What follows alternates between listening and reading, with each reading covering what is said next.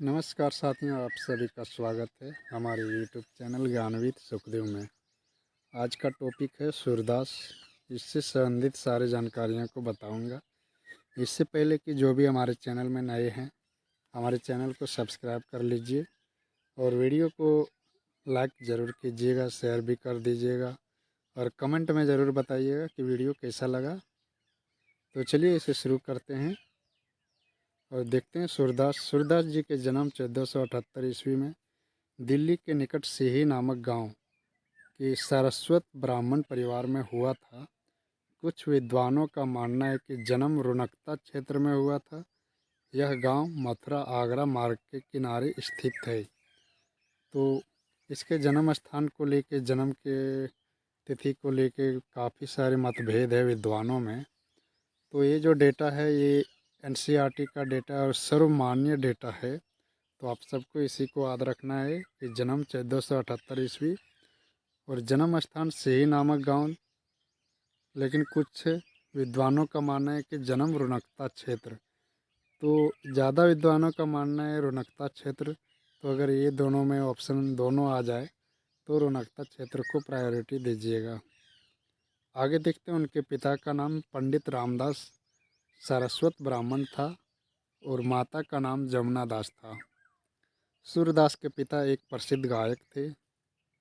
सूरदास के जन्मांध होने के विषय में अनेक किस्से हैं। कुछ विद्वानों का मानना है कि वे जन्म से ही अंधे थे, जबकि अन्य का मत है कि वे बाद में अंधे हुए। यानी सूरदास जी जो है वो अंधे थे।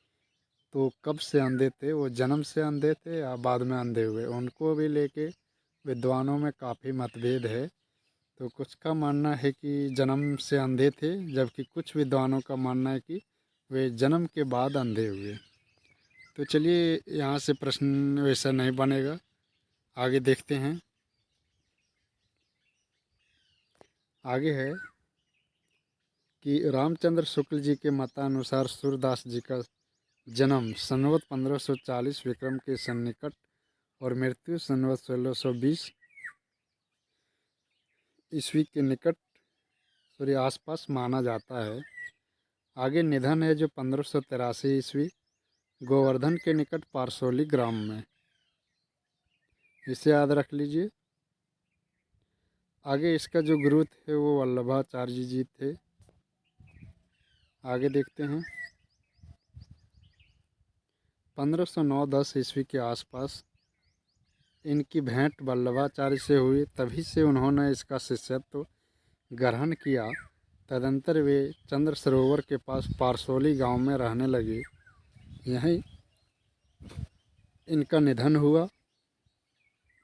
गोस्वामी विठलनाथ ने इस दुखद घटना पर शोकार्त होकर कहा था कि पुष्टि मार्ग को जहाज जात है, सो जाको कछु लेना हो सो लेऊ। आगे देखते हैं। आगे लिखा है कि सूरदास के जीवन परिचय के लिए है जो सोर्स है वो भक्तमाल नाभादास, 84 वैष्णव की वार्ता गोकुलनाथ और वल्लभा दिग्विजय अधुनाथ का आधार लिया जाता है। ऐसा प्रसिद्ध है कि सूरदास अपने आरंभिक जीवन में निर्गुण भक्ति में लीन रहा करते थे। जब वल्लभाचार्य गौ घाट अमना नदी मथुरा आए और सूरदास की इनसे भेंट हुई तो उन्होंने सुर को भजन गाने को कहा। सूरदास ने निम्न भजन गाया। वो भजन इस प्रकार है। प्रभु हों सब पतितन को टीको, या हों हरि सब पतितन को नायक। तो इसी लाइन को सुन के वल्लभाचार्य जी ने भजन श्रवण के बाद सूरदास को फटकारते हुए कहा, सुर द्वय के ऐसे घिघियात काहे को है, कुछ भगव लीला वर्णन करी। इसी बात को सुनकर लीला गान से अपरिचित सूरदास को वल्लभाचार्य ने लीला दीक्षा देकर भगव लीला से परिचित करवाया तथा श्रीनाथ जी के मंदिर की कीर्तन मंडली का भार सौंपा। यहीं से सूरदास ने कृष्ण लीला का वर्णन करते हुए शगुन धारा को अंगीकृत किया। तो ये जो है सूरदास जी शगुन धारा के कवि थे। तो इसे याद रख लीजिए ये पॉइंट को। आगे देखते हैं। अनुश्रित है कि गोवर्धन पर्वत पर श्रीनाथ जी के मंदिर का निर्माण पूरनमल खत्री ने करवाया। वल्लभाचार्य ने इसी मंदिर को अपना केंद्र बनाया और सर्वप्रथम यहाँ सेवाचर्या के लिए सूरदास को नियुक्त किया। इसके बाद कुंभन दास, परमानंद दास, कृष्णदास आदि नियुक्त हुए थे। आगे इनकी भाषा है जो ब्रज भाषा है, ये पॉइंट जरूर याद रखिए। काव्य में इसकी शैली मुक्तक शैली है और इसमें गए पद लिखते थे तथा प्रसंग में वर्णनात्मक शैली है। तो ये लाइन को रट जाइए, ये काफ़ी इम्पोर्टेंट है। आगे देखते हैं महाकवि सूरदास के उपनाम। इनका क्या क्या उपनाम पड़े थे। तो पहला, वात्सल्य रस का सम्राट किसे कहा जाता है, तो सूरदास जी। दूसरा, जीवनोत्सव का कवि आचार्य शुक्ल जी कहे थे। पुष्टि मार्ग का जहाज गृहस्थ मानस की कवि रामस्वरूप चतुर्वेदी जी कहे थे। आगे है गृहस्थ मानस के कवि, ये हो गया भावाधिपति, खंजनयन, अष्टछाप का जहाज आदि उपनामों से प्रसिद्ध है। तो ये सारे 7 का 7 नाम याद रख लीजिए, इसका उपनाम, ये काफ़ी इम्पोर्टेंट है। आगे देखते हैं आलोचकों की दृष्टि में सूरदास।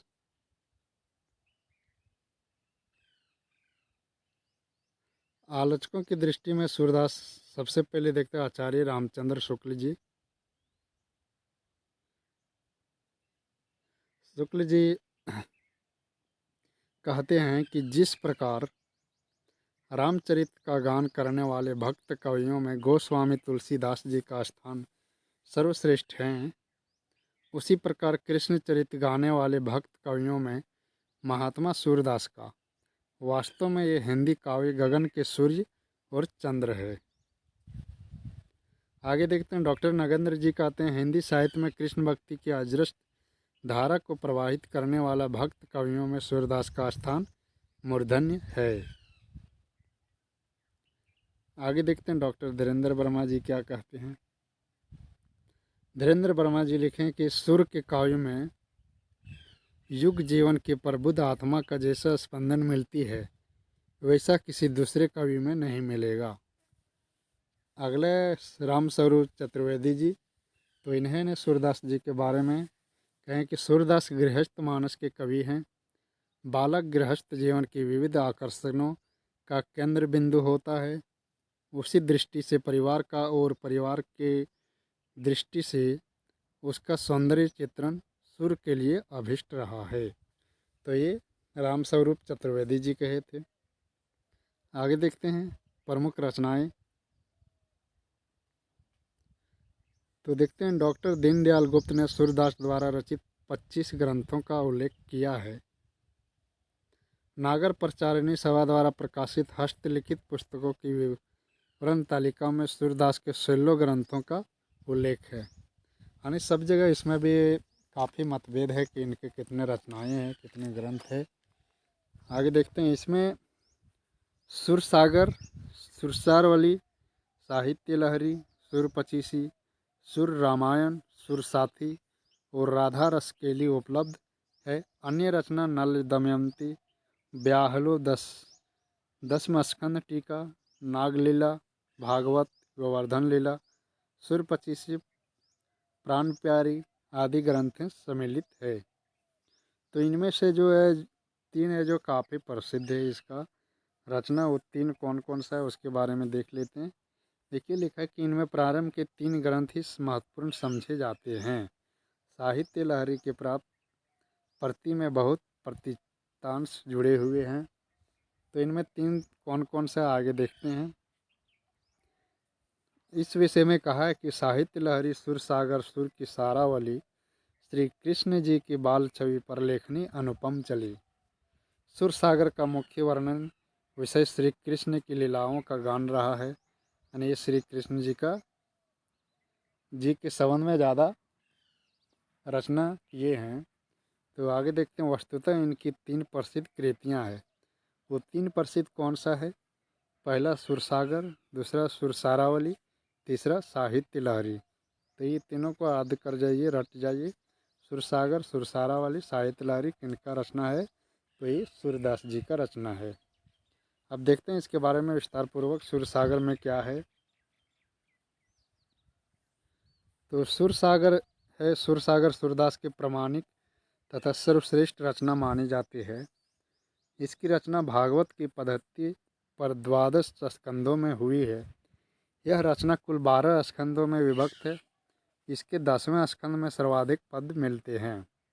इसमें कृष्ण के जन्म से लेकर श्री कृष्ण के मथुरा जाने तक की कथा अत्यंत विस्तार में से वर्णित है। माना जाता है कि उनकी इस कृति में लगभग 1 लाख गीत है, लेकिन आज केवल 8,000 ही बचे हैं। यानी 1 लाख गीतों में से 8,000 ही बचे हैं।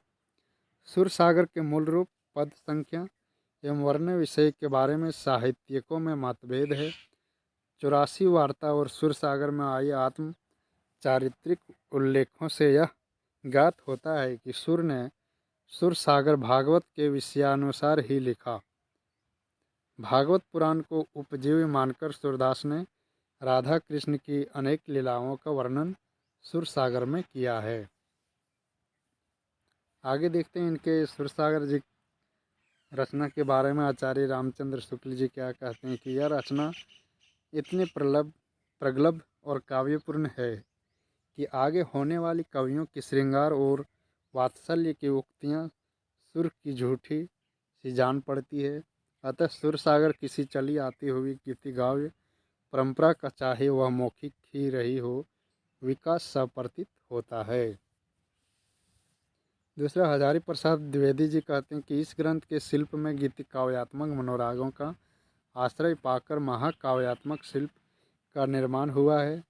सुरसागर का ताजमहल शाही महाकाव्यात्मक शिल्प है, जिसका मूल मनोराग गीति काव्यात्मक या लिरिकल है। द्विवेदी जी ने इसे स्त्री चरित्र का विशाल काव्य भी कहा है। आगे देखते हैं बचन सिंह जी के क्या मत है इसके बारे में। तो बचन सिंह जी लिखते हैं कि वस्तुतः सूरदास का प्रतिभा का उत्कर्ष सुरसागर के 10वें स्कंद में दिखाई पड़ता है। इसमें कृष्ण के बाल और यौवन की लीलाएं वर्णित है। इसमें मुख्य रूप से 5 विषयों पर सुर की दृष्टि केंद्रित है। वो 5 है: बाल लीला, गोचारण, पशुवादन, रास और भ्रमर गीत। भ्रमर गीत का प्रसंग सबसे अधिक विस्तृत और मर्म स्पर्शी है। सूरदास का भ्रमर गीत के बारे में थोड़ा जान लेते हैं कि हिंदी साहित्य में विधिवत भ्रमर गीत परंपरा की शुरुआत करने वाले कवि सूरदास ही माने जाते हैं। तो ये लाइन को याद रखिए, काफ़ी इम्पोर्टेंट है।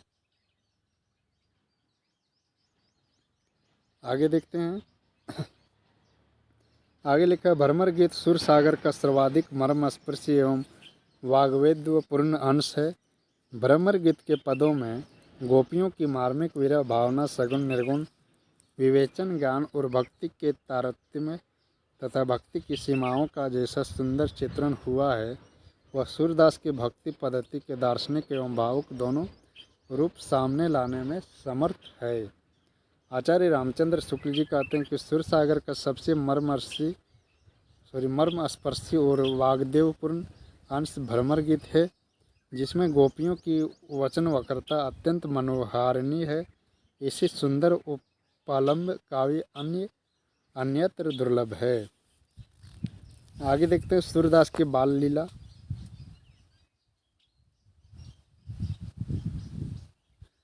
सूरदास की बाल लीला में सुरसागर में बाल लीला के पद संख्या में सबसे अधिक है। संख्या की अधिकता स्थिति की सूचक है कि इस लीला में सुर का मन सबसे अधिक रमा है और वल्लभ मत में इसी का प्राधान्य है। लीला के प्रति सूरदास का अद्भुत आकर्षण है। आचार्य रामचंद्र शुक्ल जी कहते कि बाल सौंदर्य एवं स्वभाव के चित्रण में जितनी सफलता सुर को मिली है, उतनी अन्य किसी को नहीं। वे अपनी बंद आँखों से वात्सल्य का कोना कोना झांक आए हैं। तो ये किसकी कथन है? तो ये रामचंद्र शुक्ल जी का कथन है। आगे देखते हैं सूरदास के काव्य में श्रृंगार रस के बारे में क्या कथन है। रामचंद्र शुक्ल जी लिखते हैं कि सुर का संयोग वर्णन एक क्षणिक घटना नहीं है। प्रेम संगीतमय जीवन की एक गहरी चलती धारा है जिसमें अवगाहन करने वाले को दिव्य माधुरी के अतिरिक्त और कुछ नहीं दिखाई पड़ता। आगे लिखते हैं कि इनका विप्रलम्ब श्रृंगार भी ऐसा ही विस्तृत और व्यापक है। वियोग की जितनी अंतर्दशाएं हो सकती है, जितने ढंग से उन दशाओं को साहित्य में वर्णन हुआ है और सामान्यतः हो सकता है, वे सब उसके भीतर मौजूद है। आगे देखते हैं। आगे है डॉक्टर विजयेंद्र स्नातक। ये कहते हैं कि भक्ति के साथ श्रृंगार को जोड़कर उसके संयोग और वियोग पक्षों का जैसा मार्मिक वर्णन सुर ने किया है, वैसा अन्यत्र दुर्लभ है। डॉक्टर बच्चन सिंह जी कहते हैं कि सुर का भ्रमर गीत वियोग श्रृंगार का सर्वोच्च शिखर है। विरह की इतनी वैविध्यपूर्ण मानसिक दशाएं शायद ही कहीं मिले। पूरा भ्रमर गीत वक्रोक्तियों से भरा पड़ा है। तो ये कथन को भी थोड़ा देख लीजिएगा, जैसे नेट वगैरह पे टीजीटी के लिए काफ़ी महत्वपूर्ण है। आगे देखते हैं सुर सारावली। सुर सारावली में क्या है? सुर सारावली में वंदना के बाद सरसी और सार छंदों में 1107 द्विपद छंद है। इस कृति की रचना के समय सूर्य ने अपनी अवस्था 67 वर्ष बताई है और लिखा है कि गुरु प्रसाद होत या दर्शन 67 वर्ष प्राचीन। यह एक पदावली है जिसमें कृष्ण की रासलीला का वर्णन किया गया है। अगला देखते हैं साहित्य लहरी। साहित्य लहरी में क्या है? इसमें सूरदास ने अपने जीवन और अनुभवों का वर्णन किया है। साहित्य लहरी 118 पदों की एक लघु रचना है। ऐसी मानी जाती है कि अष्टछाप के कवि नंदन दास को रस रीति से परिचित कराने के लिए सूरदास ने उक्त ग्रंथ की रचना की। यह नायिका भेद, अलंकार तथा रस निरूपक ग्रंथ है, इसलिए इसे रीति पर काव्य माना जाता है। साहित्य लहरी सूरदास के सुप्रसिद्ध दुष्ट कुद पदों का संग्रह है। इसमें अर्थ गोपन शैली में राधा कृष्ण की लीलाओं का वर्णन किया गया है। अलंकार निरूपण की दृष्टि से इस ग्रंथ का अत्यधिक महत्व है। सूरदास की एक गद्य रचना है। आगे देखते हैं, ये तीन है जो काफ़ी इम्पोर्टेंट है। इसके अलावा भी ये जो नल दमयंती, नल दमयंती क्या है इसमें भी देख लेते हैं। सूरदास की एक काव्य रचना है नल दमयंती, और इसमें नल और दमयंती के प्रेम प्रसंग का वर्णन किया गया है। अगला ब्याहलो, सूरदास की एक काव्य रचना है। इसमें कृष्ण और राधा के प्रेम प्रसंग का वर्णन किया गया है। आगे देखते हैं सूरदास से संबंधित महत्वपूर्ण तथ्य। इसमें सूरदास जी कृष्णाश्रयी काव्य धारा के प्रतिनिधि कवि है, जिसका काव्य श्रेष्ठ उच्च कोटि का है। तो इसे याद रखना है कि कृष्णाश्रयी काव्य धारा के कवि थे कौन? सूरदास जी। और ये अष्टछाप अष्टसखी के कवियों में शीर्षस्थ कवि हैं। इसे याद रखिए। हिंदी साहित्य में सूरदास को सूर्य के समान तथा तुलसीदास को चंद्रमा के समान बताया गया है। सुर सुर तुलसी शशि और डगन कैसो दास, और कवि खदत सम जहाँ तहाँ करत प्रकाश। ये पंक्ति सूरदास जी ने कहे हैं। आगे देखते हैं। आगे लिखा है, सूरदास ने स्थापना में दास्य एवं विनय भाव युक्त भक्ति को जोड़ा था। बाद में गुरु वल्लभाचार्य के आदेश पर साख्य, वात्सल्य एवं माधुर्य भाव भक्ति पद्धति को जोड़ा गया। सुर की भक्ति पद्धति का मेरुदंड पुष्टि मार्गीय अनिपोषणम तदनुग्रह भक्ति है। भगवान की कृपा से ही भक्त का कल्याण होता है, जिसे इस लोक से मुक्त होने से सफलता मिलती है। आगे देखते हैं सूरदास की काव्य भाषा। तो देखिए, सूरदास जी के जो काव्य भाषा में सूर्य ने परिष्कृत ब्रज भाषा का प्रयोग किया है। इसे याद रखिए पॉइंट को। इनकी भाषा सरल, सुबोध एवं हृदय स्पर्शी है। चित्रण क्षमता, लय और मधुरता उसे प्राणवान बनाती है। इनका अधिकांश काव्य पदों में निर्मित हुआ है। इन्होंने रूपक उत्प्रेक्षा, उपमा, अतिशयोक्ति आदि अलंकारों का अति सुंदर एवं स्वाभाविक प्रयोग किया है। इनकी उपमाएं नवीन, उत्प्रेक्षाएं अद्भुत और रूपक अनूठी है। इन्होंने गीति शैली में काव्य रचना की है। आगे देखते हैं डॉक्टर राम कुमार वर्मा जी क्या लिखते हैं। डॉक्टर राम कुमार वर्मा जी लिखें कि भाषा के विचार से सूरदास प्रथम कवि हैं जिन्होंने भाषा को साहित्यिक रूप दिया। उस समय की ब्रज भाषा केवल विचार के पारस्परिक आदान प्रदान में ही व्यवहृत हुआ करती थी। कुछ गाने वालों के स्वरों में पाई जाती थी, परंतु सौष्ठव के विचार से संभवतः भाषा पर किसी ने ध्यान ही नहीं दिया था। आगे देखते हैं डॉक्टर नागेंद्र जी क्या लिखते हैं। नागेंद्र जी लिखें कि ब्रज भाषा के अग्रदूत सूरदास ने इस भाषा को जो गौरव गरिमा प्रदान की, इसके परिणाम स्वरूप ब्रज भाषा अपने युग में काव्य भाषा के राज सिंहासन पर आसीन हो सकी। तो ये थे सूरदास से संबंधित महत्वपूर्ण जानकारी। होप कि ये वीडियो है जो आपके जितने भी एग्ज़ाम में सूरदास टॉपिक है उनके लिए काफ़ी महत्वपूर्ण है और उस एग्ज़ाम में काफ़ी फ़ायदा होगा इस वीडियो से। तो आप सब इस वीडियो को लाइक कर दीजिए, शेयर कर दीजिए अपने दोस्तों में। तो चलिए इस वीडियो में इतना ही रखते हैं, मिलते हैं नेक्स्ट वीडियो में। धन्यवाद।